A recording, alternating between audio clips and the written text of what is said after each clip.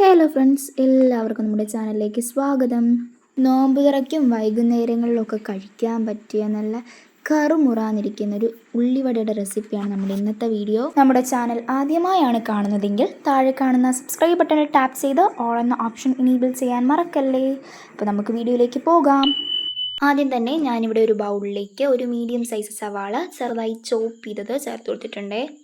ഇതിലേക്ക് അരക്കപ്പ് മൈദ, ഒരു ചെറിയ കഷ്ണം ഇഞ്ചി ചെറുതായി ചോപ്പ് ചെയ്തത്, ഒരു പിഞ്ച് മഞ്ഞൾപ്പൊടി, 1/4 ടീസ്പൂൺ കുരുമുളക് പൊടി, 1/4 ടീസ്പൂൺ കശ്മീരി മുളക് പൊടി, 2 പച്ചമുളക് വട്ടത്തിലരിഞ്ഞത് എന്നിവ ചേർത്ത് കൊടുക്കാം. ഇനി ഇതിലേക്ക് 1/4 കപ്പ് കടലമാവും ആവശ്യത്തിനുള്ള ഉപ്പും ചേർത്ത് കൊടുത്ത് നന്നായി ഇളക്കി യോജിപ്പിക്കാം. ഇതിലേക്ക് 3 ടേബിൾ സ്പൂൺ വെള്ളം കുറേശ്ശെയായി ചേർത്ത് കൊടുത്ത് നന്നായി ഇളക്കി കൊടുക്കാം.